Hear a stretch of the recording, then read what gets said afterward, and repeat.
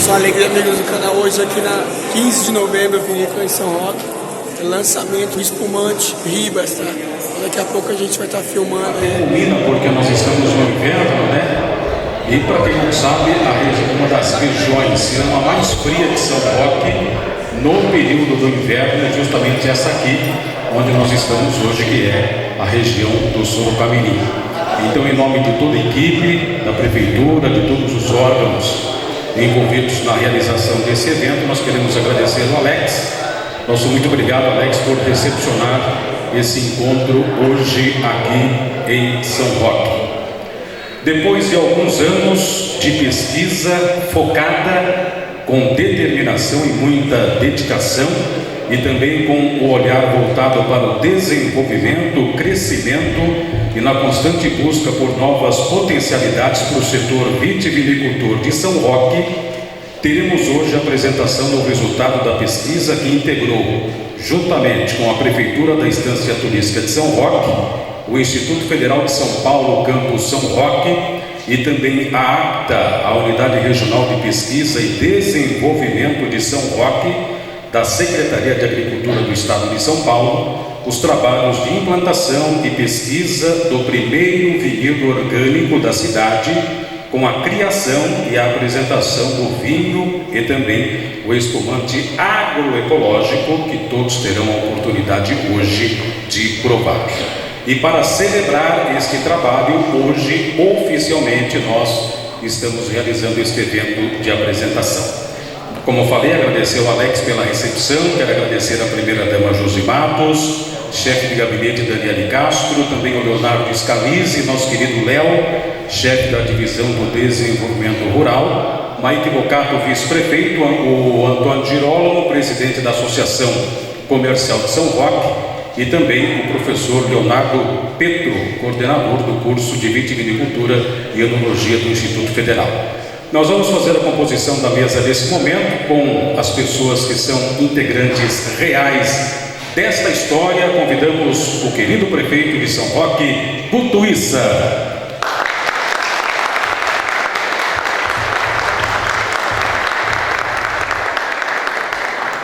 Convidamos o Alex também, representando o Sim dos Vinhos, o Alex Moraes. Obrigado pela recepção a todos nós também. Nós convidamos o senhor Paulo Reco, da Agência Paulista de Tecnologia, da Secretaria de Agricultura do Estado, que representa também a APTA nesta noite. Eu quero convidar também o senhor Adalton Osari, do Instituto Federal, Campus São Roque, que compõe a mesa nesse momento. E assim que o senhor Paulo chegar, ele vai estar aqui conosco também, ok? O Alex vai fazer a abertura, a saudação, né, para os visitantes e falar um pouco a respeito desse importante momento que a cidade vive.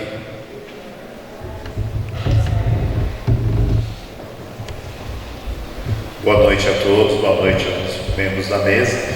É um imenso prazer receber todos vocês aqui nessa noite, né? A gente poder estar falando de um sonho, estava comentando até agora há pouco ali.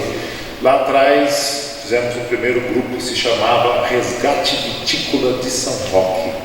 Eu acho que já conseguimos mudar o nome dele, né? Hoje a gente tem o São Roque Agroecológico. Conseguimos passar como se diz, um obstáculo, né? Então, vamos com novas lutas, com novos produtos e cada vez elevando mais o nosso vinho de São Roque.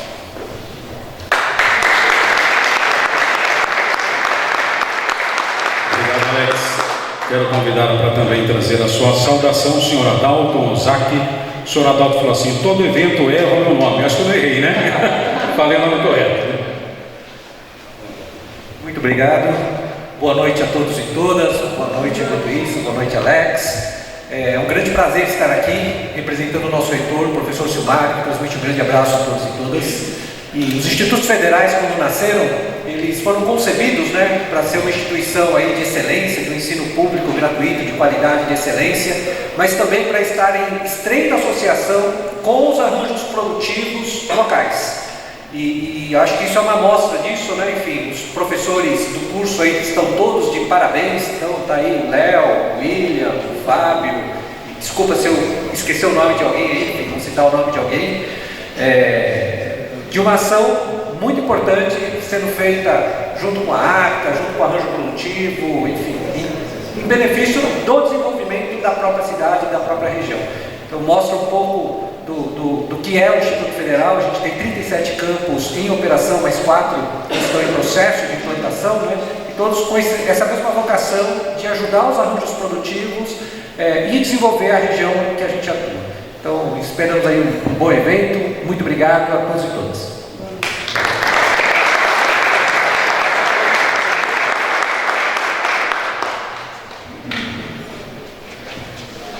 Então nós vamos chamar o Tiverio, que vai falar em nome da APTA, uma saudação, e depois o senhor vai retornar para fazer a técnica, né? Mas em nome da APTA o senhor também traz a sua saudação. Obrigado. Boa noite a todos. É uma grande satisfação estar com vocês essa noite e aqui representando a APTA regional, que para aqueles que são aqui de São Roque, conhece a APTA Regional de São Roque como a antiga estação experimental do Instituto Agronômico. Nas reformulações que houveram nos últimos anos pela Secretaria da Agricultura e Abastecimento, nós tivemos diversas estações experimentais do Instituto Agronômico, do Instituto de Zootecnia, do Instituto de Pesca, que constituíram um novo departamento. E esse departamento é a APTA Regional. A APTA Regional hoje ela está localizada em 18 regiões do estado de São Paulo, com unidades, cada uma voltada para uma determinada especialização. Colina trabalha com a parte de gado, fazendo gado 777, fazendo os cruzamentos de cavalo, que abastece a Polícia Militar do estado de São Paulo. Presidente Prudente atende a agricultura familiar, assim como a Andradina, né? Ubatuba trabalhando a parte de cacau, assim como o Pariquera Sul. Enfim, são 18 unidades no estado. Essa de São Roque, ela é reconhecida pela Secretaria da Agricultura como sendo centro de referência para a agricultura orgânica no estado de São Paulo. Então, eu não posso deixar de destacar aqui o ambiente inovador que nós temos em São Roque, aonde nós conseguimos reunir um ente municipal, que é a Prefeitura de São Roque, né? Um ente estadual, que é a Secretaria de Agricultura e Abastecimento de São Roque, um ente federal, que é o Instituto Federal de São Roque, associado a um novo momento que o Brasil vive desde 2016, quando se mudou o marco do conhecimento, né? A inovação e a tecnologia passou a ser voltada para se trabalhar junto com a iniciativa privada, né?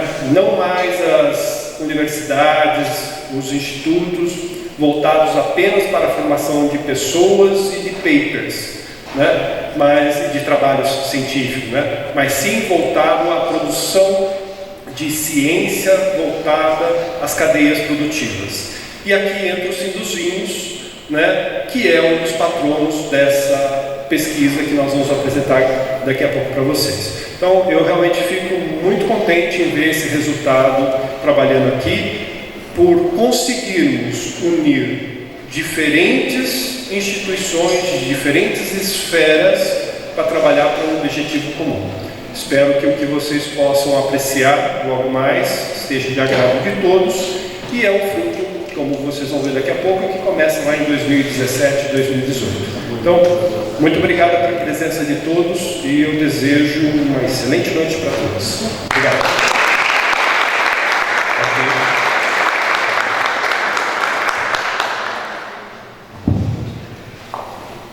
Nós vamos agora convidar para o uso da palavra o prefeito de São Roque, que tem aí uma participação muito importante neste evento e também na estrutura de trabalho da realização e, consequentemente, do resultado que será apresentado hoje aqui, ok? Com a palavra o prefeito Guto Issa.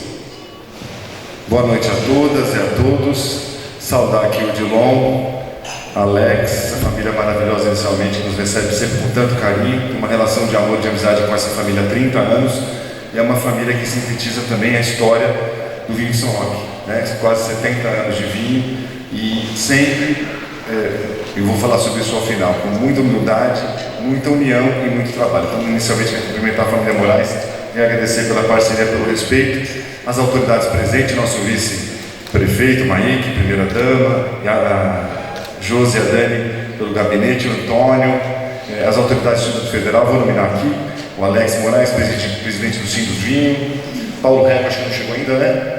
Não.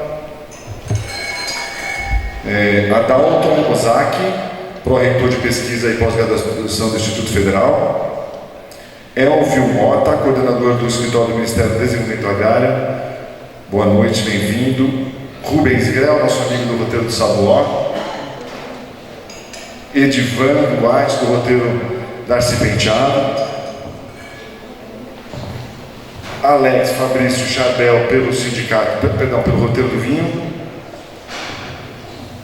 Frank Viana, pelo Instituto Federal, e novamente o Tony, pela Associação Comercial. Pessoal, uma noite de grande alegria. Essa hora tem uma história que se confunde com a história do vinho. Todo o tempo eu fui questionado em campanha. Eu me lembro de uma reunião lá no Pato, uma reunião com o roteiro do vinho, com o sindicato do vinho, e eu me lembro de uma pergunta que foi colocada: Guto, você vai acabar com a parceria que está acontecendo lá na UPD, na ATA, no Cambará? E eu respondi: não. Ganhando a eleição, entre a eleição e a posse, novamente uma nova reunião, a mesma pergunta foi: Guto, você vai terminar com a parceria? Eu falei: não vou. E hoje é a prova de que a gente não só não terminou a parceria, mas ampliou a parceria, trouxe mais funcionários pela prefeitura, graças a esse abnegado, essa pessoa maravilhosa que é o Léo. Eu quero pedir uma salva de palmas para o Léo.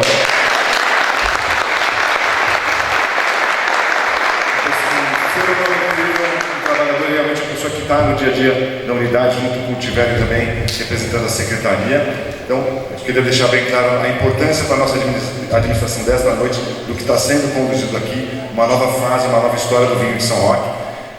Tentamos, de todas as formas, um convênio com a secretaria, começamos com 3 secretários, vários diretores, dezenas de documentos, pilhas de papéis, ainda não saiu, não por falta de empenho ou desejo da Prefeitura de São Roque, mas por questões internas, e a gente ainda aguarda que a Secretaria possa afirmar esse convênio para que a Prefeitura de São Roque possa investir os R$200 mil que está no seu orçamento para a UPD, para a gente poder evoluir mais, para que esse projeto aqui seja ampliado e possa ser compartilhado com os outros municípios.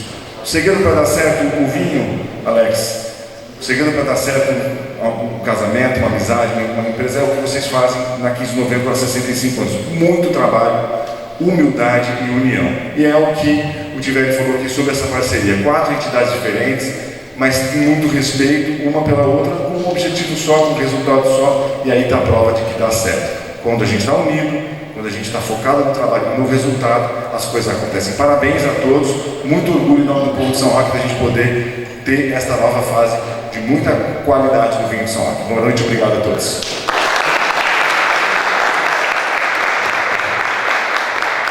Obrigado, prefeito Gutuissa. Nós vamos então agora desfazer a mesa. Quero agradecer a todos mais uma vez, em nome de todas as pessoas envolvidas na realização desse encontro. Uma salva de palmas para os convidados da mesa. Nosso muito obrigado. Nós vamos ter agora mais um momento desse encontro. Serão 2 momentos. Agora a apresentação técnica e, na sequência, nós vamos ter a degustação. Tá bom? Tiverio, mais uma vez, boa noite, obrigado pela presença. Bom, estamos de volta agora aqui, né? Para fazer a parte técnica, não para assistir os 10 mandamentos, mas enquanto a minha apresentação é colocada, eu gostaria de voltar no ponto da união, da parceria que nós temos. Cada uma das entidades aqui representadas, ela tem o seu interesse específico, né? Seja o Sim dos Vinhos, para atender os turistas que vêm para o roteiro do vinho. Nós temos em torno de 1,5 milhão de turistas que frequentam o roteiro do vinho por ano. Então, atender a esses turistas que estão demandando por um suco de uva orgânico, por um vinho orgânico, né? Entra a prefeitura com o interesse de resgatar a paisagem, né, vitivinícola do município, de termos vinhedos novos nos municípios. O Instituto Federal, com o seu campus de São Roque, tendo nesse projeto um espaço educacional e de treinamento para os alunos do curso de viticultura e enologia, né? E o governo do estado, através da ACTA Regional de São Roque, com o interesse de atender a população, mas também de aumentar a arrecadação do estado em ICMS. Como boa parte dos senhores e senhoras devem saber, uma parte da uva que é processada em São Roque vem de outros estados, e com isso nós estamos exportando ICM para outros estados, gerando empregos em outros estados, empregos de qualidade, e deixando de gerá-los aqui em São Roque. Bom, minha apresentação voltou aqui, vamos dar sequência. Então, para quem não conhece a área, essa é uma imagem aérea que nós temos, uma gentileza aqui do Toquinho, que está hoje filmando aqui essa noite nossa. Mas uma das primeiras coisas que me chamou a atenção quando estive aqui em São Roque, eu vindo de Campinas, do Instituto Agronômico de Campinas, é o fato de que dos 365 dias do ano, 360 tem orvalho. Né? Então, quando nós fomos procurados pelo Toninho, né, do Sim dos Vinhos, né, saudoso Toninho, ele nos questionou se era possível produzir uva orgânica em São Roque. E nós colocamos para ele que, para que se fosse feita a produção de uva orgânica, um dos primeiros pilares que nós teríamos que quebrar no desenvolvimento da doença é justamente o molhamento foliar. Né? E, com isso, foi proposto e foi aceito, né, que o vinhedo agroecológico tivesse a cobertura plástica, justamente para minimizar esse molhamento foliar que ocorre, que é um dos pilares para o desenvolvimento das doenças. Para quem produz uva aqui em São Roque, eu gostaria de falar que nessa última safra que nós tivemos, 2022, 2023, nós retiramos as uvas com 2 pulverizações de calda bordaleza. Todos aqueles que produzem uva aqui sabem quantas vezes vocês precisam pulverizar o vinhedo em uma safra. Às vezes, as 2 vezes na semana. Nós fizemos durante a safra toda essa pulverização. Então, é um investimento caro, a cobertura do plástico, mas para a gente tem se mostrado bastante importante. Essa pesquisa, esse trabalho que está sendo desenvolvido, ele é feito de uma forma participativa. Foi ouvindo os produtores de uva aqui de São Roque que as cultivares foram selecionadas. Então, nós iniciamos o trabalho trabalhando 4 cultivares. Então, são essas que estão aqui colocadas, a Bordeaux, sobre um cavalo de Paulsen, né? Trabalhando uma nova cultivar do Instituto Agronômico, que foi desenvolvida em São Roque na década de 50, 60 do ano passado, né? E que em 2021 deu origem a essa nova cultivar, a IAC Ribas, que aqui foi colocada sobre um cavalo IAC 766, IAC Campinas. A Isabel Precoce, uma outra cultivar escolhida pelos produtores do Sim dos Vinhos, visando a produção de suco e fazendo os cortes com a Bordeaux, né, melhorando essa produção de suco de uva, para fazer suco, melhor dizendo. E a menina dos olhos, até então do Sim dos Vinhos, que era a BRS Lorena, né, enxertada sobre o IAC 313 e o IAC Tropical. Então, com essa composição, nós começamos o plantio em 5 de setembro de 2018 e logo nos primeiros 2 anos nós vimos que um dos materiais não se adaptou ao sistema agroecológico, que foi justamente a BRS Lorena. E em função dos resultados que a IAC Riba apresentava, em comum acordo com os parceiros, nós enxertamos sobre o cavalo Paulsen mais IAC Ribas. Então nós estamos avaliando a IAC Ribas sobre 2 tipos de cavalo, um extremamente vigoroso como o 766, né, e um menos vigoroso como o Paulsen. Então esse é o primeiro desenho que nós temos desse experimento, avaliando 4 cultivares, e nós colocamos ainda outras 2 variáveis.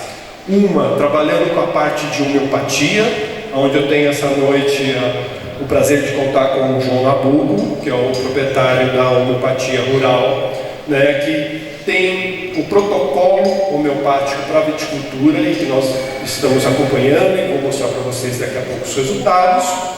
E trabalhamos também com um fungo de solo chamado tricoderma, inicialmente usando um tipo de tricoderma pesquisado e mantido pelo Instituto Biológico de São Paulo, né? E agora, na última safra, um novo tipo de tricoderma, uma cepa comercial feita por uma empresa que produz esse material. Então nós tínhamos a cepa o Instituto Biológico Onde 12 e agora essa cepa comercial, e vocês vão ver os resultados desses materiais. Antes de mostrar esses resultados, eu preciso mostrar alguns dados climáticos, porque para quem não acredita em aquecimento global, né, acho que todo dia a gente vem vivenciando os acontecimentos que existem no clima. Então, nós tivemos nessa última safra, né, 1.236 milímetros de chuva até segunda-feira agora, com uma intensidade muito alta de chuva a partir de dezembro, janeiro, fevereiro, né, 300 milímetros de chuva, e isso bagunçou um pouco as nossas plantas. Eu tenho planta lá que não entrou em dormência. Elas deviam estar sem folhas agora, para a gente começar a fazer a poda em julho. Eu tenho planta que quase que daria para tirar uma segunda colheita sem fazer a dupla poda ou a poda de inverno, né? Então, o clima mudando isso associado com o calor que nós tivemos no no final de março, né? Talvez vocês se lembrem, mas as temperaturas bateram aqui 34, 35 graus centígrados. E isso deixou a planta bastante desorientada. Se não fosse isso o suficiente, se a gente olhar aqui os gráficos de temperaturas mínimas, principalmente em setembro, outubro, quando deveria estar esquentando, nós tivemos baixas temperaturas, né? Temperaturas abaixo, médias e temperaturas mínimas abaixo de 15 graus. Nós tivemos temperaturas aí de 6 graus. E isso para uma cultivar em especial, que foi a Bordeaux, também não funcionou muito bem. Ela retardou a brotação dela, então isso comprometeu o rendimento agronômico desse material nesse último ano, né? E é por isso que o trabalho de pesquisa é demorado. Eu não posso tirar a conclusão por um único ano agrícola, né? Nós brincamos entre nós, né? Porque se a gente fosse fazer isso, a Isabel Precoce não estaria mais nesse programa de pesquisa. Ela teria sido cortada, tirada fora no primeiro ano. E ela foi o material que mais produziu nessa última safra.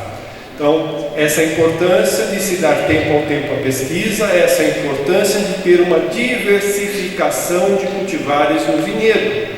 Não depositar todas as moedas numa única cultivar, né? Então, começando com os dados, nós temos aqui os dados de produção por planta dos últimos 3 anos, né, para cada uma das cultivares. Na primeira coluna, ali 2020-2021, depois 2021-2022, 2022-2023.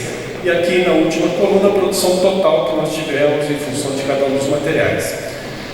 A importância desses dados é mostrar a evolução que nós temos à medida que as plantas vão sendo formadas, né, à medida que vai aumentando essa produtividade. E aí, comparando, vamos trabalhar a última safra, 2022-2023, veja a diferença de produção que tem uma Bordeaux, né, com 671 gramas em média por planta, comparada com uma EAC Ribas com 2 quilos 481 gramas e a Isabel Precoce com um pouco mais de 3 quilos por planta. Então veja a diferença que dá se tendo diferentes cultivares sendo trabalhadas, né? E agora a gente passa a olhar um pouco de cada uma desses materiais. A Bordeaux, ela foi colhida em 1º de fevereiro, né, em função de todo o atraso que houve no desenvolvimento dela, né? É interessante notar que ela foi colhida em 1º de fevereiro após uma chuva de quase 40 milímetros. Então, quando foi tomada a decisão de iniciar a colheita do material, em 30 de janeiro, ela estava com um Brix de 20, né? E ela tinha um peso de baga de quase 2 gramas. Decidiu, vamos colher, veio a chuva, olha o que acontece com o Brix, né, desse material que estava em 20, ele cai aí, em função de cada tratamento, em torno de 18 de Brix. Olha o que acontece com o peso das bagas em função da chuva. Nós tínhamos quase 2, ela aumentou aí 5 a 10% de peso em função da absorção de água. Então são os efeitos que a gente tem do clima, mesmo no vinhedo coberto, né, a chuva afetando esse material. E aqui agora nós temos a produtividade da Bordeaux, né, em função dos tratamentos, aonde nós temos na primeira coluna ali, a primeira linha, em função de cada uma dos anos agrícolas, né, a produção na testemunha, onde nós não passamos homeopatia, onde não tem tricoderma, né, não tem nada, é a nossa comparação, e aonde nós temos o tricoderma, que é o fungo de solo, uma mistura de tricoderma com homeopatia e o tratamento com homeopatia. Então, olhando até a terceira coluna ali com os valores, veja a diferença que tem usando tanto o tricoderma como a homeopatia em função da testemunha, né? E a última coluna aqui foi uma avaliação em separado que nós fizemos, porque nós achamos, talvez a homeopatia está levando vantagem por ela estar numa determinada posição no vinhedo. Nós invertemos esse tratamento homeopático, né, nessa última safra, e mesmo assim a homeopatia invertido, ela apresentou uma produção por planta maior do que a produção pela testemunha. Então, nós temos aí uma bela evidência do funcionamento da homeopatia dentro desse tratamento com a Bordeaux, né? Vamos agora mostrar um pouco desses resultados para a EAC Ribas. A EAC Ribas, ela foi colhida antes do que a Bordeaux, né? Ela foi colhida dia 12 de janeiro, e essa decisão ela foi tomada dia 6, quando ela estava com um Brix de 19, né, e um peso de baga aí de 1,8 praticamente, né? Também os dias muito nublados atrapalhou a gente um pouco do pH, né? O pH sempre estava elevado em função dos dias nublados que nós tivemos, mas essa é a média, vocês veem, sem chuva se manteve, né, sem grandes alterações aí em Brix e em peso desse material. Vamos ver os dados de produção, que são talvez mais interessantes. Da mesma forma como nós apresentamos para Bordeaux, nós temos aqui na EAC Ribas, em função dos diferentes tratamentos que nós tivemos. Então nós temos lá a testemunha, a média dos 3 anos, né, para o tricoderma, para a homeopatia. Neste ano, em específico, nós tivemos o tricoderma dando uma produção superior à testemunha, superior à homeopatia, né? Mas o interessante será, no final da próxima safra, totalizar todas essas produções e ver qual tratamento responde de melhor maneira, tá? E o EAC Ribas, eu preciso fazer um destaque para vocês, porque alguma coisa aconteceu esse ano que nos deixou extremamente preocupados, que foi a incidência de ataque de pássaros. não ocorreu como ocorreu no último ano, nos anos anteriores não ocorreu ataque de pássaros como ocorreu no último ano. Né? Nós tínhamos aí 80% das plantas com algum tipo de ataque de pássaros. Né? E todos os anos a gente coloca uma tela de proteção, a gente faz um envelope que é muito conhecido dentro do setor produtivo, né? E com isso nós tivemos perdas causadas por pássaros, foi uma comparação que nós fizemos, né? Essa perda causada por pássaros, ele representou 47% do total de perdas. Né? Nós fizemos questão de avaliar isso, porque a hora que você vê os passarinhos atacando as plantas, dá desespero. Né? O senhor Ademar, que está por aqui, em algum lugar, né? tá ali sentado, que nos ajuda lá no vinhedo, ele sai 4 horas da tarde e a gente entra no vinhedo 4h30, 5 horas, e os passarinhos parecem que estão só esperando ele sair para poder entrar para pegar a uva. Né? Então é assustador esses danos. E como nós tivemos muita chuva, né, nós também tivemos alguns problemas de doença, onde todos os cachos tinham uma ou outra manchinha de míldio, de botrites dentro dessa.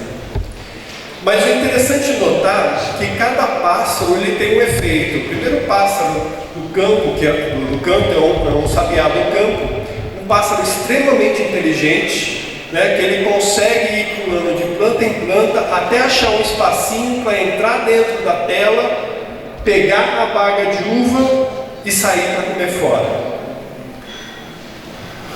O bem-te-vi faz a mesma coisa, só que ele não é tão esperto, ele não consegue sair de dentro. Então você tem que ir lá e tirar o bem-te-vi de dentro. E o tico-tico, ele vinha por fora da tela e todas as bagas encostadas na tela, ele furava e danificava essas telas. Mas toda essa nossa preocupação, quando nós medimos o dano causado pelos pássaros não representou 1% de perda no volume total colhido.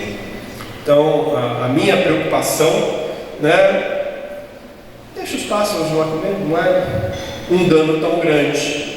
Né? Visualmente você fica desesperado, porque você fala, meu Deus do céu, o que vai sobrar para colher?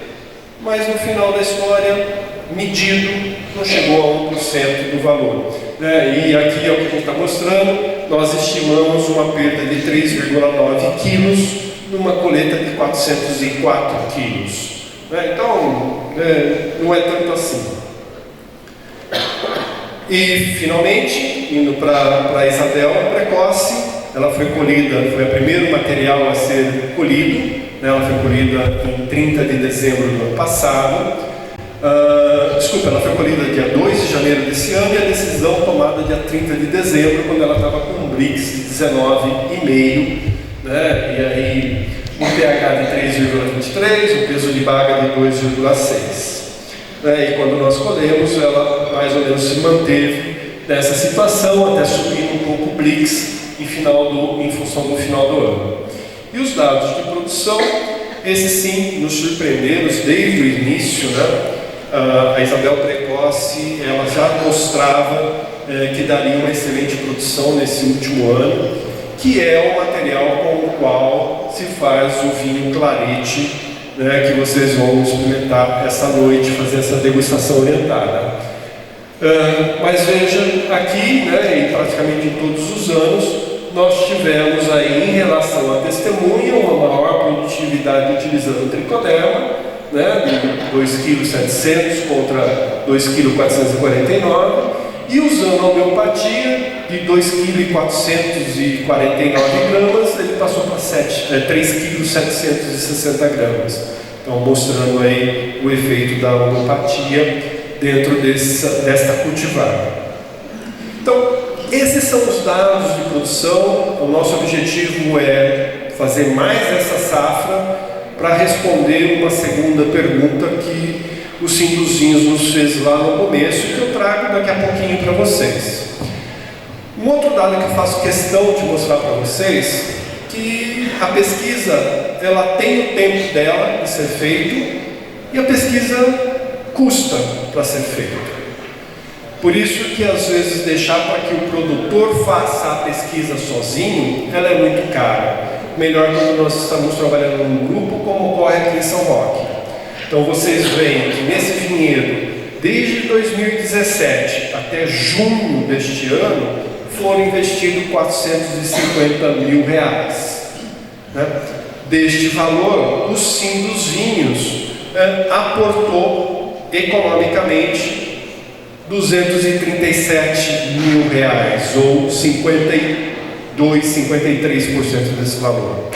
A prefeitura, com um aporte financeiro e econômico, ela aportou 105 mil, o que representa 23% do valor.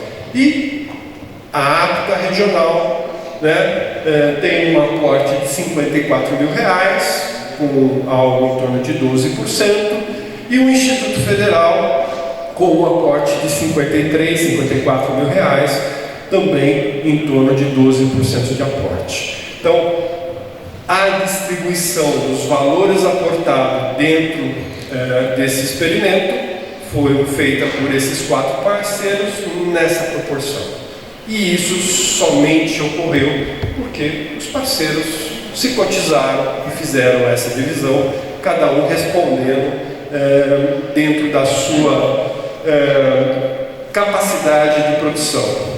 Para a próxima safra, nós temos a previsão de um investimento que já está sendo feito, né, de mais R$39 mil sendo investido para que a gente possa concluir essa segunda fase do trabalho. Porque a primeira nós já conseguimos responder, né, que é conseguir produzir os materiais. Então, veja aqui algumas das principais conclusões que nós tiramos até agora, né? A primeira é que a cultivar BRS Lorena não se mostrou adaptada ao sistema de cultivo orgânico nas condições agroecológicas de São Roque, né? Lá no primeiro, segundo ano, infelizmente o míldio derretia essa cultivar, mesmo numa área coberta, sem que a gente conseguisse controlá-la. Né? A outra conclusão é que a cultivar Iacerribas produziu por planta 268% a mais do que a cultivar Bordeaux e 14% a mais do que a Isabel Precoce nesses últimos 3 anos. Né? E nós temos ainda que as plantas tratadas pelo protocolo homeopático produziram por plantas 83% a mais em relação a Bordeaux, 41% a mais em relação a Iacerribas, né, e 65,8% a mais em relação a Isabel Precoce. E, finalmente, a aplicação do tricoderma representou um acréscimo na produção por planta de 24,4% para Bordeaux, de 34,7% para Iacerribas e de 12,5% para a Isabel Precoce. E com isso nós conseguimos responder já no ano passado para o Sim dos Vinhos, né, que sim, é possível produzir uva orgânica em São Roque, uva agroecológica. Mas nós temos uma segunda pergunta a ser respondida, né, que é econômico produzir uva orgânica em São Roque? E nós esperamos responder essa pergunta até o ano que vem, aproximadamente nessa mesma época, quando a gente conclui a segunda fase desse projeto. Porque não adianta nada ser possível produzir uva agroecológica se ela não for econômica de ser produzida. Então nós vamos fazer também a avaliação econômica desse sistema de produção. Então, muito rapidamente, para que a gente possa se manter dentro do tempo que a gente propõe, para que a gente possa passar a degustação dos produtos gerados através desse trabalho, eu gostaria de enfatizar que isso só acontece pela parceria dos 4 entes. Cada um deles tem a importância. A prefeitura, né, com as pessoas que lá estão, né, com a divisão de desenvolvimento rural instalada dentro da área da APTA regional, dos vinhos, com a provocação, né, de trazer o questionamento para atender a demanda dos turistas que aqui nos visitam querendo produtos orgânicos, né? E o Instituto Federal, com o conhecimento, com a tecnologia na produção, no processamento dos materiais, que nos permitiu, nos últimos 3 anos, em cada um dos anos, fazendo a produção numa diferente vinícola. Começamos com o Gustavo, na Bela Aurora, passamos aqui pela 15 de novembro, no ano passado, este ano estamos na Vinícola Góes, e com isso nós vamos abrindo campo e espaço para os estudantes do Instituto Federal terem a formação prática da carreira que eles estão abraçando. Esse vinhedo é um vinhedo de pesquisa, mas que também tem um papel educacional, de formação de pessoas. Então, nós vamos trazer o que o governo do estado quer, que é aumentar a arrecadação de ICMS do PIB do agro paulista, né? Formando pessoas, trazendo paisagem vitivinícola para o município de São Roque e atendendo a demanda dos turistas. Então, muito obrigado pela atenção de vocês. Eu devolvo a palavra ao nosso mestre de cerimônia, Cláudio, aqui. Obrigado.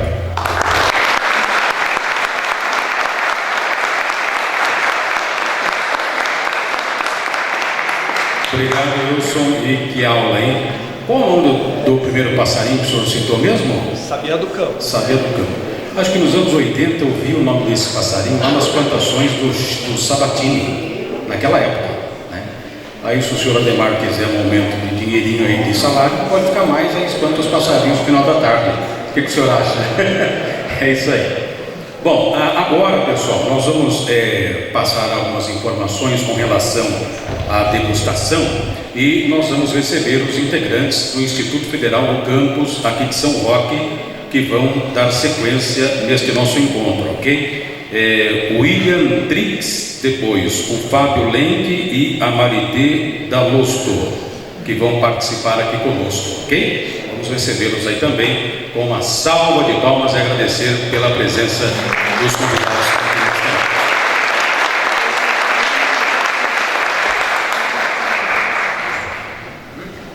Muito obrigado. Boa noite a todos. Boa noite.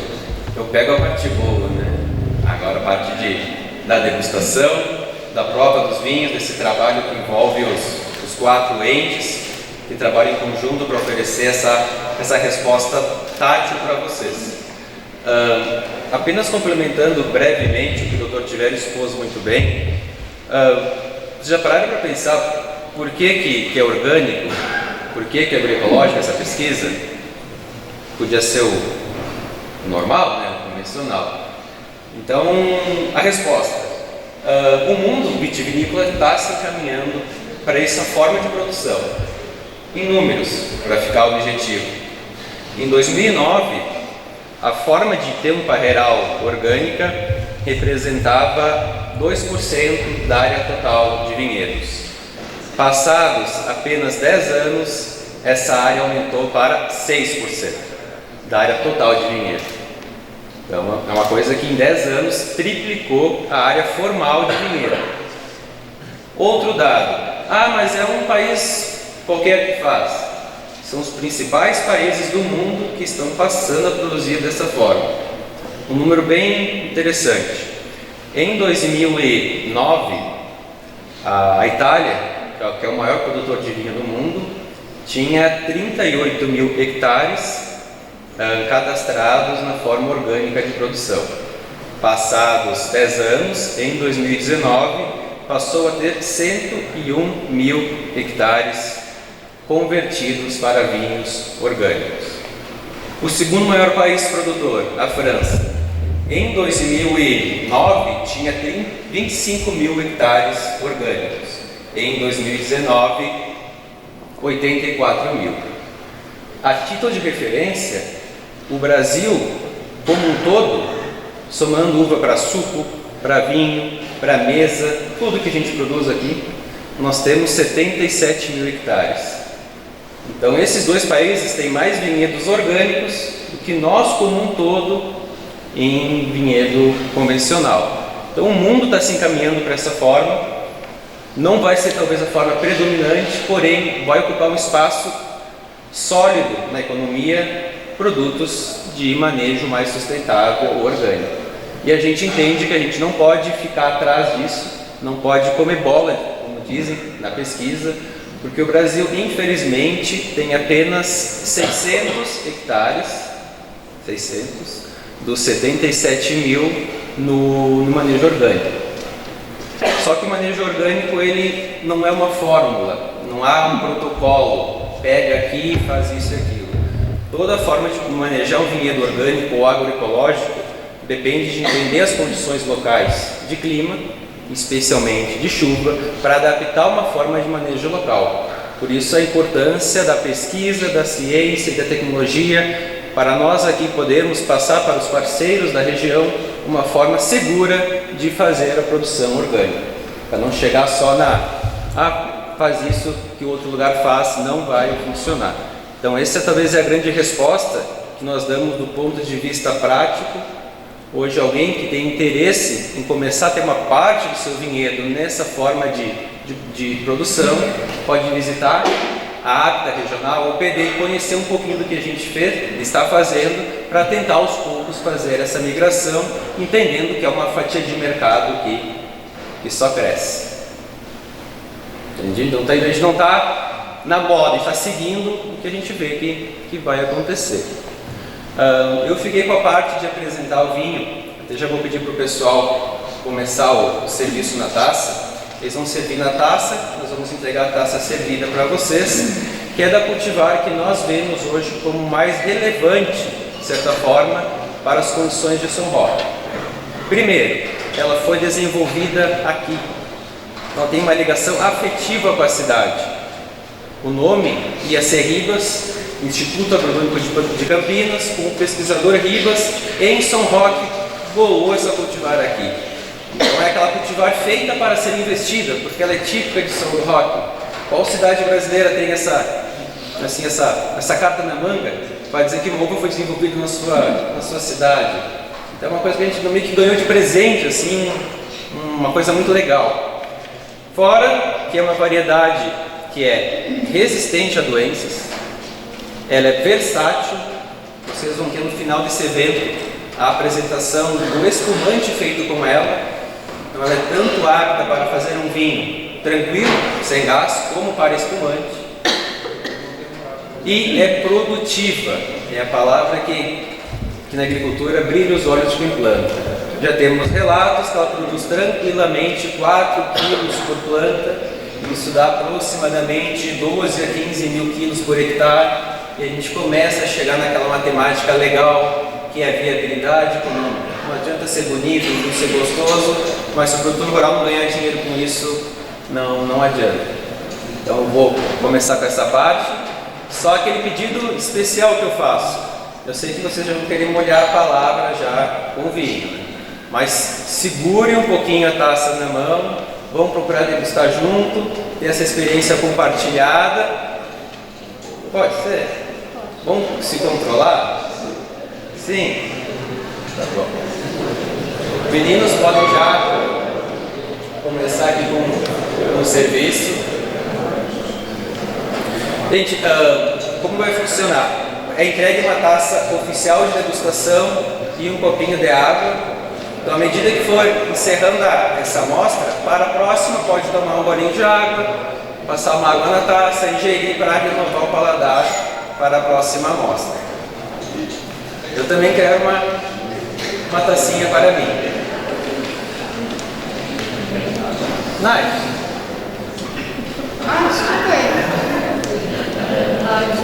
Não dá, né? Assim não dá, né? Como é que ele vai conduzir? O Dr. Tiverio falou, ele é feito cada ano em parceiro do Silos Vinho, com o apoio dos professores do Instituto Federal, com os alunos aqui da escola. E São Roque também foi agraciado como uma das únicas 6 escolas de enologia a nível federal. Então existem apenas 6 no Brasil e felizmente uma delas é aqui na cidade.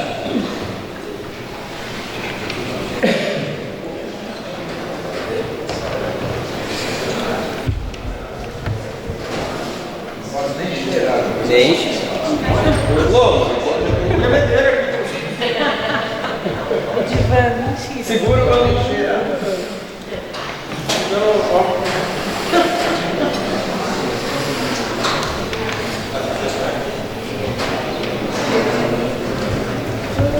Funcionou? Deu para não tomar? Gente, qual que é a minha forma que eu vou comentar? Tentando citar um pouquinho até dos passos da gente poder entender um pouco melhor essa bebida. Então, brevemente, dê uma inclinadinha na taça, a gente já consegue ter um aspecto visual dela. É típico dessa cultivar e essa Ribas apresentar uma coloração amarelo mais claro, um amarelo palha. É um estilo de vinho que nós vemos percebendo que prioriza ser o frescor dele, uma acidez mais alta, um vinho mais agradável e fácil de beber. Vamos tentar agora desvendar um pouco os aromas dele, num exercício bem simples. Primeiro leva o nariz à taça sem mexer ela, pode colocar o nariz com vontade. Inspira. Agora volta. Vamos praticar o pulso aqui. Gira a tacinha. Volta.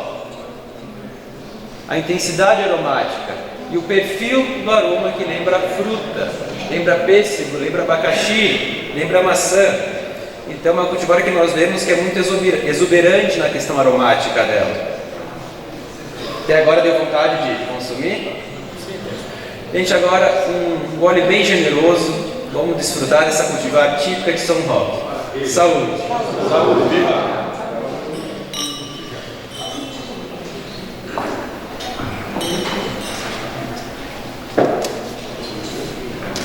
Sim ou não? Sim. Aprovado? Então, essa é a Ribas, variedade híbrida, desenvolvida em São Roque, com esse aspecto de ser versátil, ser resistente, ser produtiva, gerar um vinho leve, agradável, refrescante. E nós temos esse capital intelectual e da cidade e tátil dessa cultivar que temos tudo para explorar, especialmente na questão do enoturismo. Imagina chegar um turista aqui e você citar para ele: prova esse vinho, a uva foi desenvolvida na cidade, é daqui a uva, foi aqui que foi pesquisado. Então pensando até em um aspecto comercial, é um diferencial comercial nós termos essa cultivar aqui. Estão prontos para tomar mais 3 vinhos? Com certeza? Olha essa força. Então vou convidar agora o meu colega, professor, criador do curso de Enologia, o professor Dr. Fábio Lenk, patrono do curso aqui, vai comentar um pouquinho de um resgate histórico que é o Clarete de Isabel. Por gentileza, Fábio.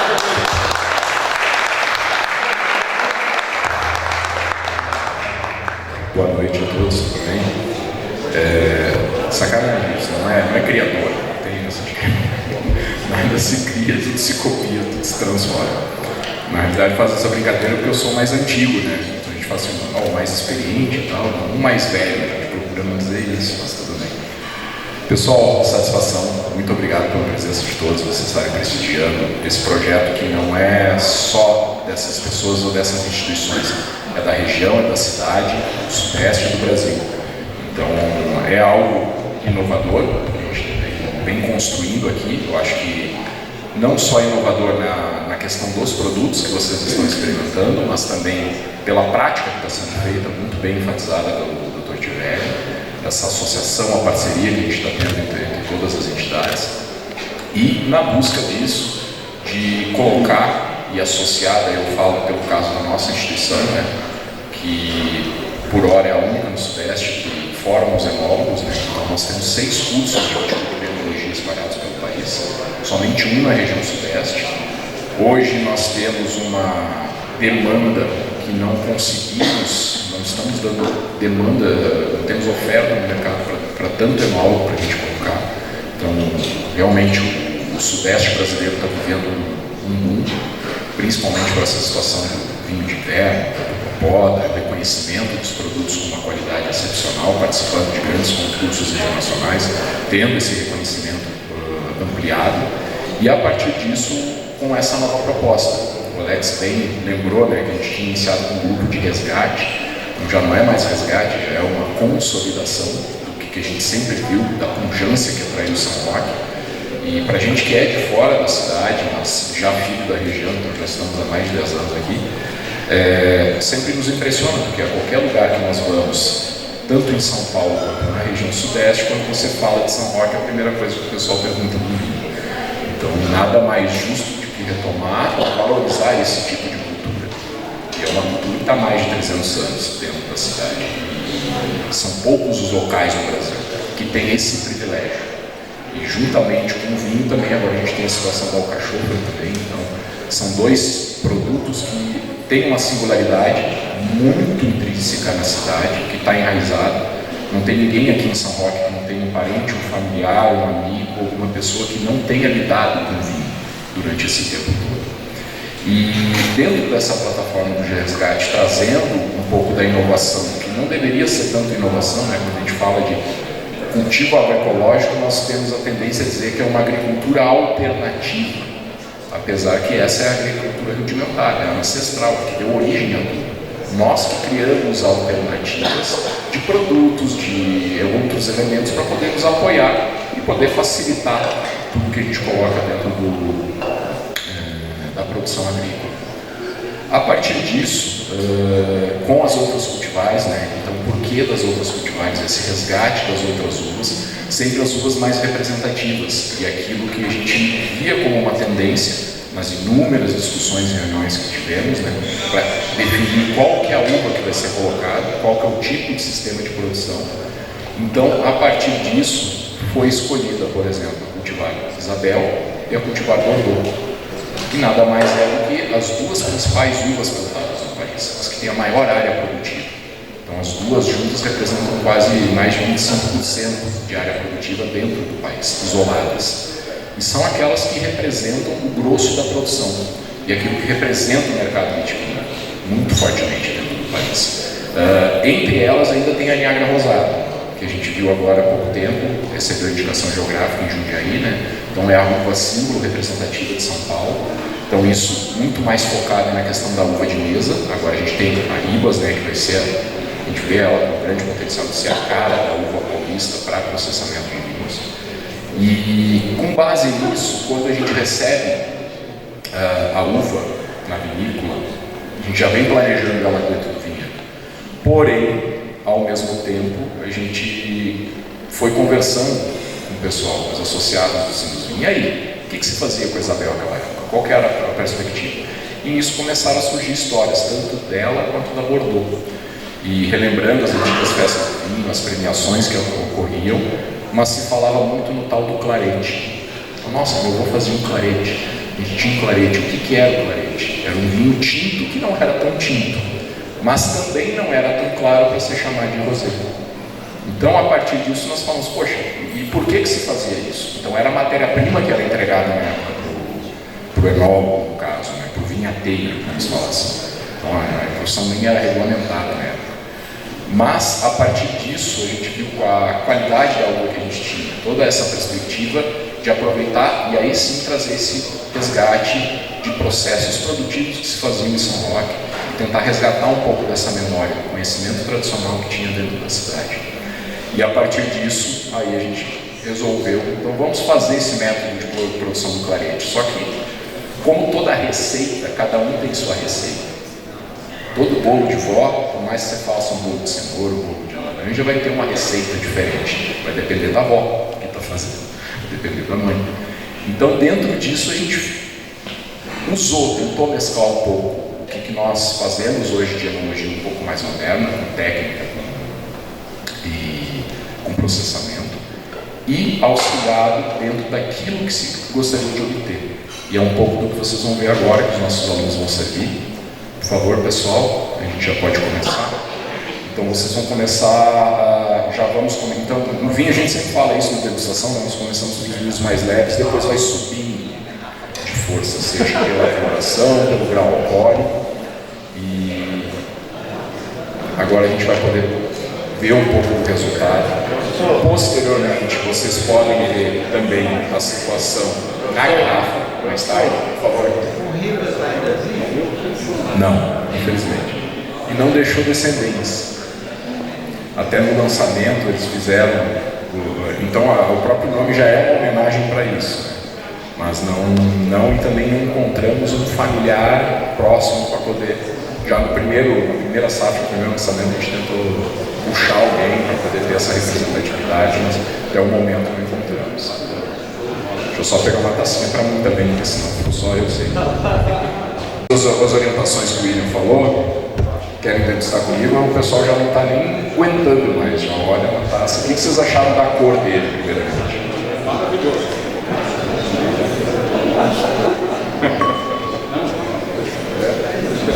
Eu achei que é clarete. Nossa! Que é clarete? Então atingimos o objetivo. Isso aqui é a situação mais controversa que nós temos dentro do aspecto de uma análise visual para os vinhos. Então o vinho rosé é algo que ele tem uma palheta de cores muito extensa. E desde o mais claro, que vai lembrar quase como um vinho branco, e depois indo para um vinho um pouco mais encorpado, com uma intensidade de cor mais forte. E aqui a gente tentou achar mais ou menos esse meio, tá? E ainda de uma forma que o contato com a casca pudesse extrair um pouco do que é a característica dessa uva, do que ela representa para o consumidor de vinho no Brasil, que é o aroma. Então ela tem o aroma que o pessoal fala, esse é o aroma de uva. Então, o aroma característico das uvas americanas, que é o que representa a maioria da uva plantada para nós. Mas, ao mesmo tempo, não ter uma intensidade que venha enjoar. Então, ele ainda é um vinho que tem uma intensidade aromática, um cheiro de fruta muito presente e que uma coloração que convida. Então, é o tipo do vinho que a gente fala assim, uma mesa de Natal, de uma festa, de uma comemoração, você só precisa dessa taça e uma toalha branca. Está resolvida a tua decoração da mesa. Por favor, quem já tiver ouvido, pode degustar. Saúde.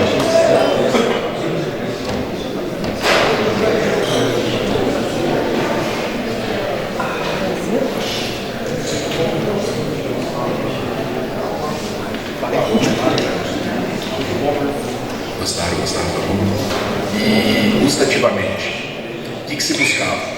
Um vinho que fosse leve, refrescante, traz essa acidez. Vocês veem que depois vocês degustam um vinho muito parecido com o vinho inicial, então um aspecto gustativo, uma questão de textura, de corpo, então um corpo leve.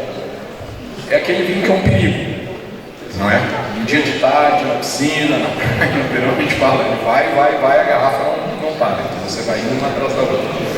E que já tem um pouco mais de estrutura, vocês podem sentir um pouco mais, vou dizer,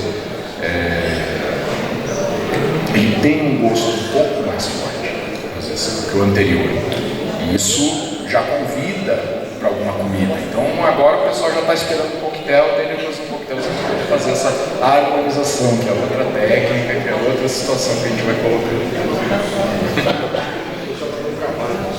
Mas seco, né? Então outra proposta, são vinhos que são leves, não são muito estruturados, né? Que a gente amarra na boca, e ao mesmo tempo não precisa de açúcar, não precisa da doçura adicional. Ele já tem a doçura natural dele que emete da fruta, mas não de ter adicionado açúcar, né? É mais uma questão do processo para a gente também entender do que a uva está entregando para nós, o que essa matéria-prima está sendo desenvolvida e como que a gente está obtendo o produto final. Muito bom. Preferiram mais... Levanta a mão quem preferiu mais vinho branco.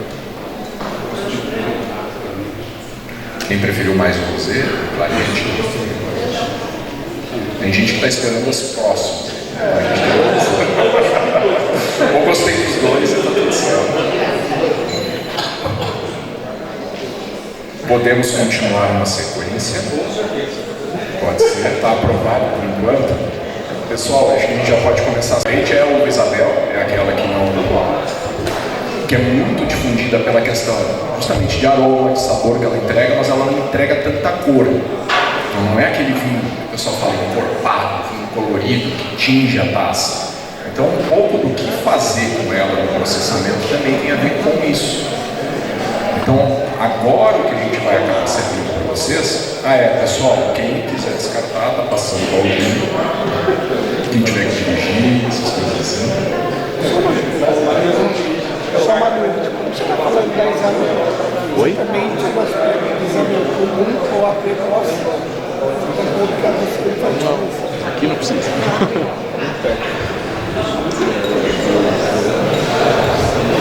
Eu estava falando com o Golo aqui, se continuar servindo a bebida e você continuar falando assim, Nós já estamos na segunda taça. Aumentou o volume da plateia, né?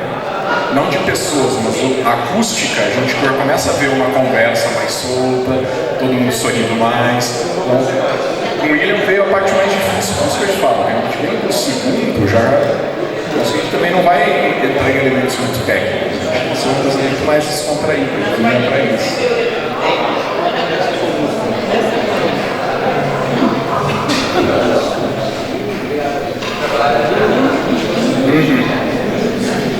Pessoal, então agora já está servindo para vocês o vinho Bordeaux. Tá?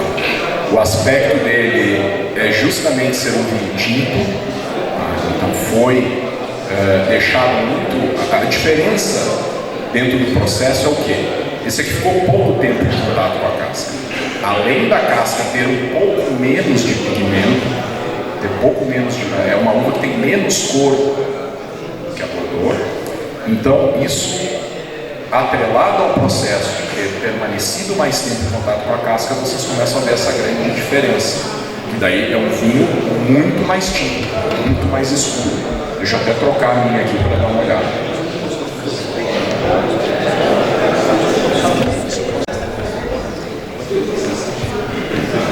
E o interessante é isso. O que a gente mais fala no mundo das uvas é essa característica que diferencia muito uma da outra. A gente não consegue encontrar isso tão marcante com laranja, maçã, você até encontra, mas não com a variedade que nós temos hoje infinita no meio das uvas. Esse é a uva Bordeaux.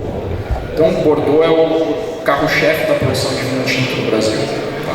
Dentro das uvas americanas, das uvas que é o chamado vinho de mesa, né? Ela é a uva que é indispensável para a questão industrial.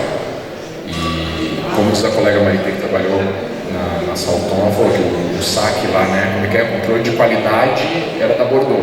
Todo mundo pensando em Cabernet Sauvignon, Tanat, as uvas europeias, não. O cliente do Bordeaux diz que é o mais exigente que nós podemos ter. Por conta disso, da coloração, do aroma. Então, qualquer mudança que você tenha nele de característica, que saia um pouco disso aqui, ele já é um vinho que vai ser mal avaliado. Então, mesma característica do vinho anterior. Cultivar da espécie das uvas americanas, tá? Chamada Lambrusca, e que traz esse aroma aframbuesado, que lembra morango. Novamente, muita intensidade aromática, atrelada a bastante coloração.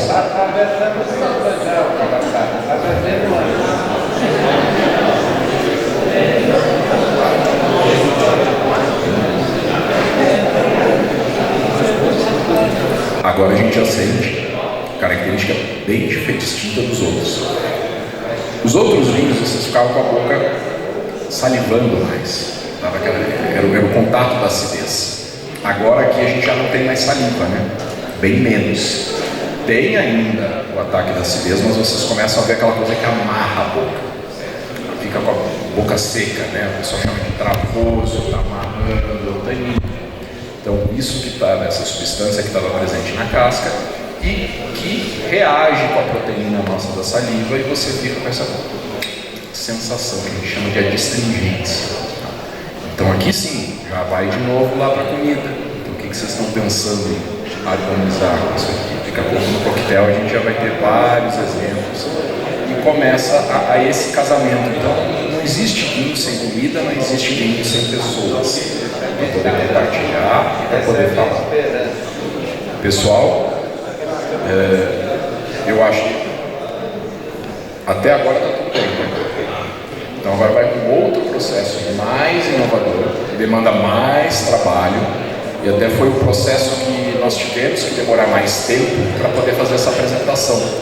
Porque esses vinhos já estavam prontos, mas o próximo que vocês vão provar ele passa por 2 processos. Eu vou chamar minha colega, a professora a doutora Maritê da Loça, aí ela vai apresentar para nós a outro fator inovativo. E daí a gente volta para aquela primeira cultivar, para ir às serribas. Tá? Então a Maritê vai apresentar para nós o espumante. Então era um produto que os próprios associados já vinham nos cobrando, falando, dá para fazer, mas é mais uma demonstração da versatilidade que a gente consegue fazer com uma matéria-prima, diferentes produtos, com diferentes características, colocações e consumidores diferentes ou ocasiões diferentes para colocar. Perfeito? Maritê, contigo.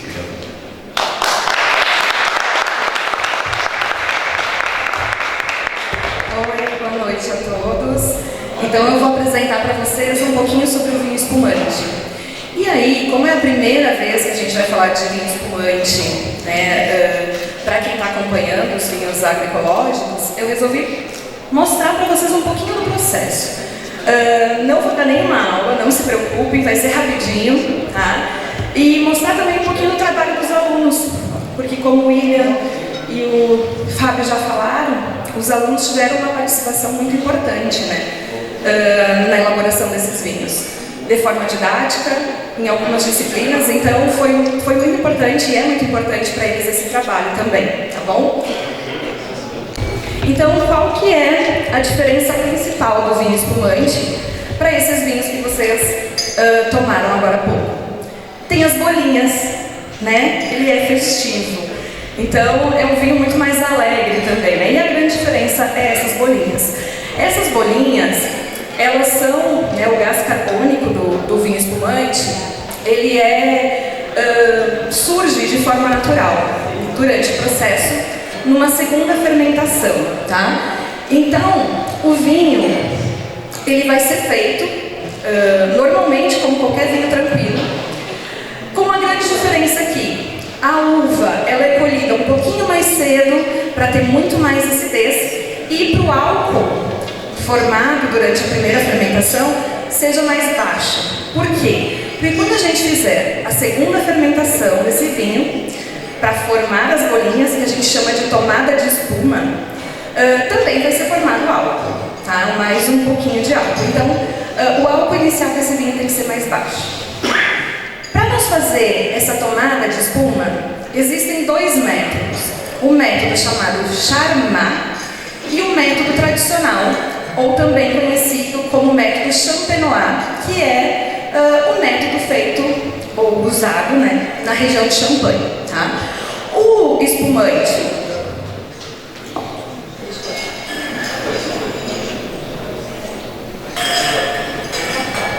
então, no método Charmat, só para ilustrar, ele é feito naquelas autoclaves, ou seja, são tanques grandes de fermentação que têm capacidade de guardar, né, pressão. Então, são tanques especiais para que nós possamos guardar esse gás que é formado na segunda fermentação. E o método tradicional, que é o método que vocês vão degustar hoje, é a segunda fermentação. Essa tomada de espuma, ela é feita na própria garrafa. Então, o espumante, uma vez que ele entra, né, o vinho base entra na garrafa, ele não vai mais sair. A garrafa lá do início do processo, do início da segunda fermentação, vai ser a garrafa que vocês vão degustar hoje.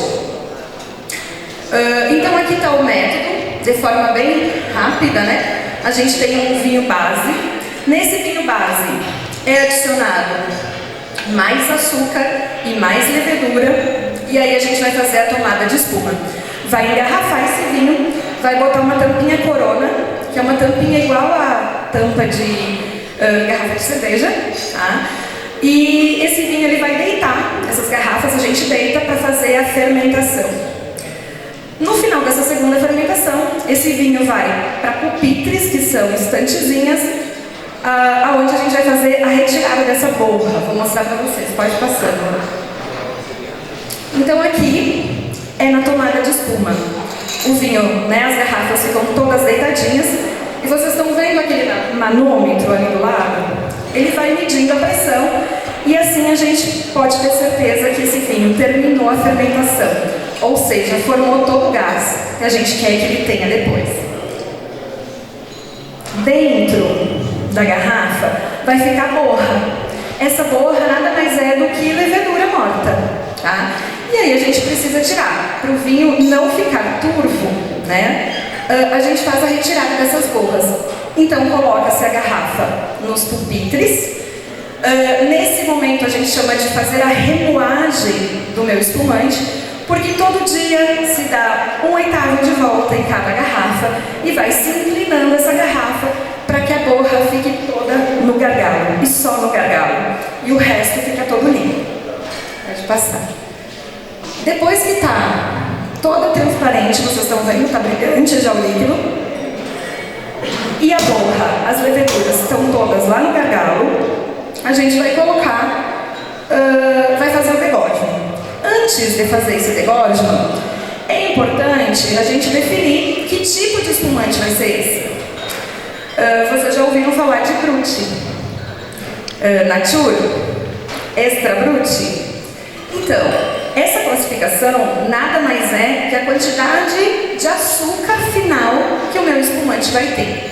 Ou seja, se eu não mexer mais nesse espumante, ele vai ser um Nature. Se eu colocar um pouquinho de açúcar, vai ser Extra Brut, um pouco mais Brut, demi-sec e suave, tá? Então, um Nature, por exemplo, ele tem até 3 gramas de açúcar por litro. Um Brut, que é o mais comum da gente consumir, ele tem de 8,1 até 15 gramas por litro de açúcar, tá? Então, nós fizemos testes, nós pegamos algumas garrafas, porque no final da fermentação, dessa segunda fermentação, todos estão Nature. E aí nós fizemos alguns testes para ver o que seria melhor. Por quê? A nossa ideia era apresentar para vocês um produto que fosse comercial, né? Ou seja, que atendesse no paladar do nosso público. Então, nós pensamos que um Brut seria o mais adequado. Mesmo assim, a gente fez testes e isso foi numa aula de práticas enológicas. Então, foi feito um teste sem nada de açúcar adicional, com 2 gramas, com 8, 9, 10, 12 e 15. Gente, parece muito pouca diferença entre uma e outra, né? Mas essa quantidade de açúcar, 1 grama por litro, muda completamente tanto como a gente vai sentir os aromas e o gosto também. Para vocês terem uma ideia, né, e pensar já um pouquinho sobre isso, é a mesma coisa que uma limonada, né? Uma limonada, o que ela tem? Muito ácido. Quando a pessoa gosta só de uma aguinha com limão espremido, ela não vai gostar muito de açúcar, né? Agora, tem gente que gosta de muito açúcar, então põe, sei lá, 2 ou 3 colheres. É exatamente assim, tá? E aí a gente padroniza esse produto. Pode passar, William? Bom, aqui a gente dividiu em grupos de trabalho, foi feita análise sensorial e chegamos num consenso final de que o melhor produto para nós apresentarmos hoje para vocês seria um espumante com 15 gramas de açúcar por litro. Bom, definindo isso, aí sim a gente vai fazer o degógeno. Por quê? No momento que eu vou tirar essa borra da garrafa, eu vou abrir ela, eu já vou colocar o que a gente chama de licor de expedição, que vai ser a quantidade de açúcar que vai ter lá no final, tá bom? Então aí vocês estão vendo os alunos, primeiro a gente congela o bico da garrafa, então aquela borrinha que vocês viram lá, ela é congelada para nós podermos levantar essa garrafa e abrir ela. É colocado na foto do meio ali, vocês estão vendo que está com bastante gás, né? Então, vamos ver. A gente abre como abrir uma garrafa de cerveja mesmo. Quando abre, ela vai cuspir a tampinha, tá vendo a tampa corona? E aquela tampinha plástica que está aparecendo é o bidule, que serve para a gente lacrar o gargalo para que não perca a pressão, tá? E a borra, então só sai a borra, a gente perde sim um pouquinho de líquido. Ali na última foto, estamos colocando licor de expedição, ou seja, a quantidade de açúcar por litro, lá que foi definida na degustação. Pode passar, Will. Depois disso, é completado, essa garrafa que está de cabeça para baixo, foi uma garrafa que a gente abriu no início e a gente vai completando o volume para todas ficarem, né, com 750 ml. A gente completa o volume com o próprio espumante, tá? Existem vinícolas que completam com outro vinho ou com outro espumante, mas nós decidimos também completar com o mesmo espumante. Depois é colocada a rolha e a gaiolinha, tá? Na próxima slide, a gente fala de degorge à la volée, né? Ou à volée, que é ao invés de você colocar naquele equipamento para abrir a tampinha, que é controlado onde cai, você abre de qualquer jeito, né? E acaba perdendo um pouco mais de líquido. Vocês já estão recebendo, e aí só para finalizar, e eu gosto muito de duas frases, na verdade, assim, sobre espumante. Tem uma da Coco Chanel, que ela fala assim: eu só bebo espumante quando estou apaixonada e quando não estou. O que eu acho que me define, assim, que eu bebo espumante todo dia se eu puder. E tem uma do Napoleão Bonaparte, que toda batalha ele dizia, ele bebia com a tropa espumante, né? E ele dizia que nas vitórias é merecido e nas derrotas é necessário. E ele abria com a espada que eles lutavam, né? Que chamava o método Sabrage. Eu não trouxe a espada hoje, mas eu vou fazer com uma bem moderninha, para vocês verem como que se faz uma sabragem, tá bom?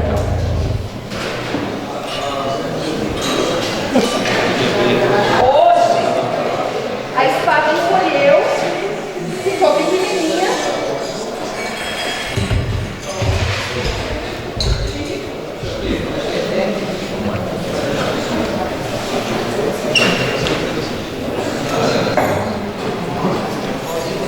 E aí, para nós não quebrar vidro nenhum aqui,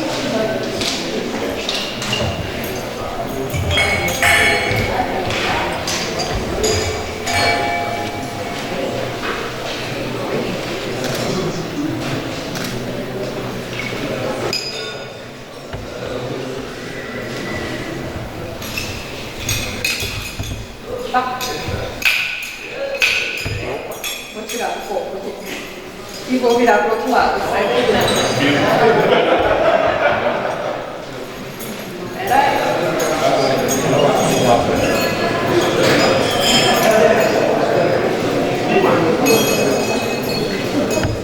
Na verdade, eu quase nunca faço isso.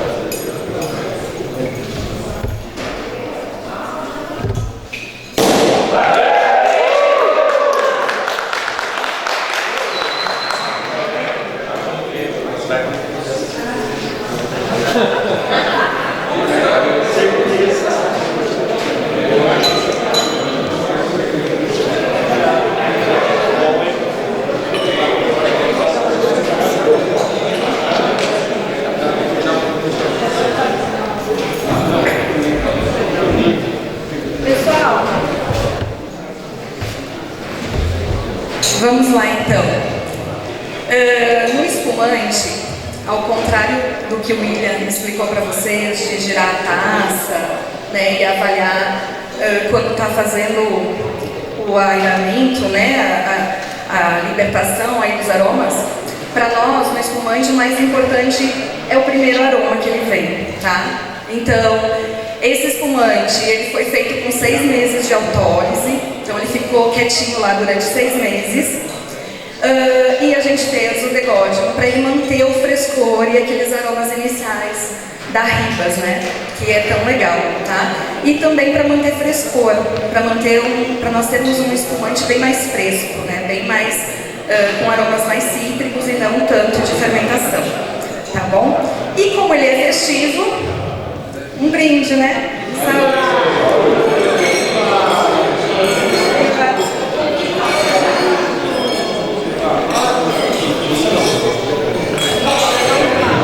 A importância das bolinhas na boca, né?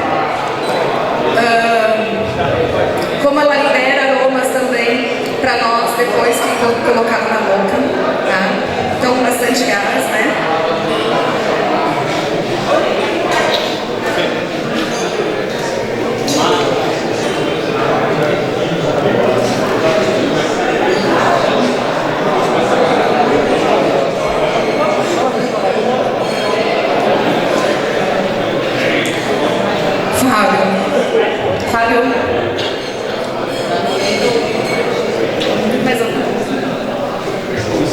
Então, podem beber agora à vontade. Saúde!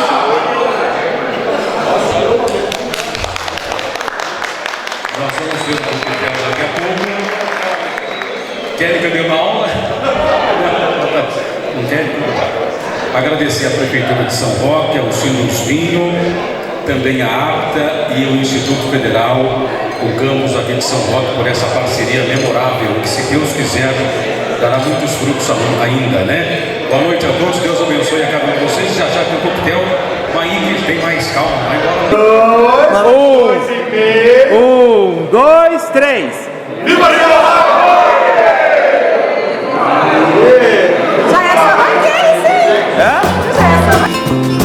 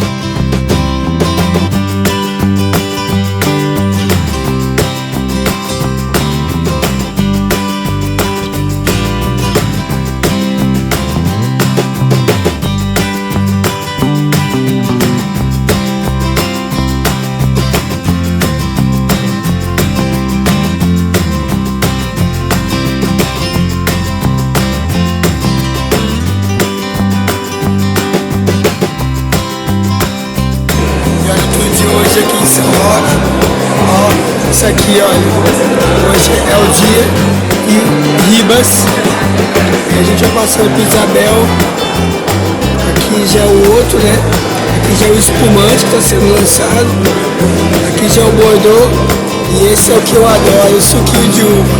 Fica aí o evento de hoje,